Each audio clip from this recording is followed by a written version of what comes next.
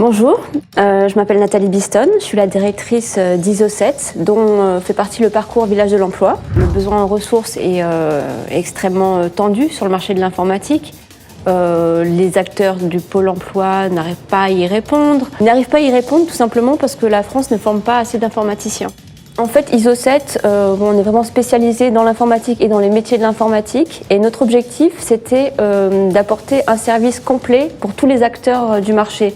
Que ce soit les professionnels, que ce soit les ressources, par exemple des jeunes diplômés qui sortent de l'université pour le village de l'emploi, ou encore des chercheurs d'emploi qui ont du mal à trouver justement des débouchés dans leur secteur d'activité et qui cherchent à se reconvertir dans des métiers d'avenir.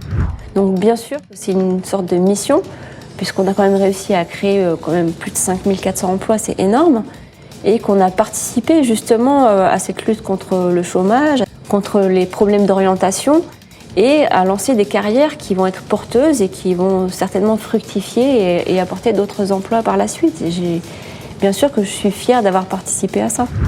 ISO7, c'est pas que le village de l'emploi, mais c'est aussi 4 programmes principaux dont l'objectif principal est de répondre aux besoins du marché de l'informatique, besoin qui est toujours en constante évolution.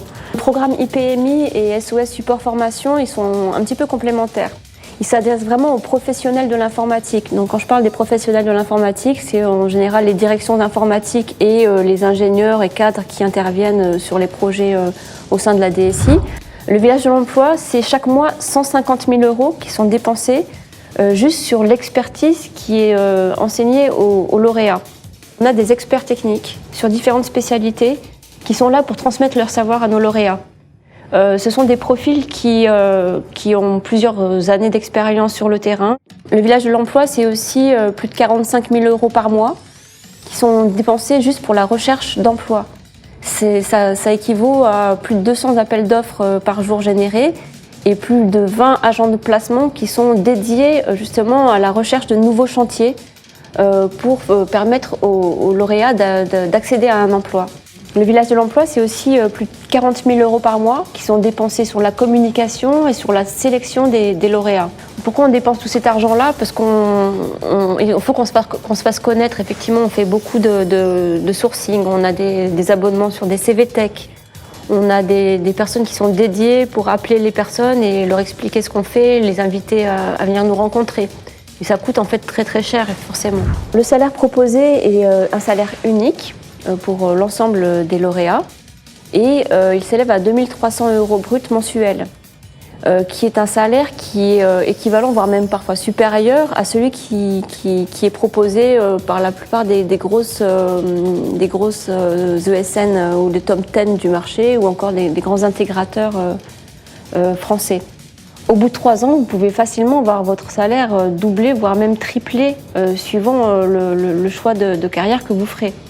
Souvent des anciens lauréats qui ont montré leur propre structure à peine 26 ou 27 ans et qui aujourd'hui gagnent facilement plus de 10 000 € mensuels. C'est quand même un programme qui a mis près de 20 ans à se construire et qui évolue sans cesse, puisque le marché évolue vite et parfois très vite, trop vite. Et il faut toujours rester en phase, sinon on n'est plus cohérent aussi dans l'offre qu'on propose. Le parcours du village de l'emploi, il est là pour vous apprendre un métier.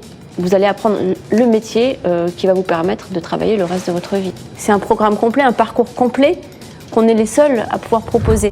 On est quand même dans un quotidien où l'emploi est très problématique, où la peur du chômage se fait sentir dès la sortie de l'université et où de nombreux jeunes diplômés sont encore perdus sans savoir où est-ce qu'ils vont se diriger, vers quel avenir professionnel. Donc c'est quand même un parcours qui a permis d'une part la création d'emplois chez des jeunes diplômés, mais aussi chez parfois des personnes en reconversion, et qui a participé vraiment à l'économie française. Et personnellement, j'en suis très très fière. Moi, je suis toujours en contact avec nos anciens lauréats et je les suis depuis de nombreuses années.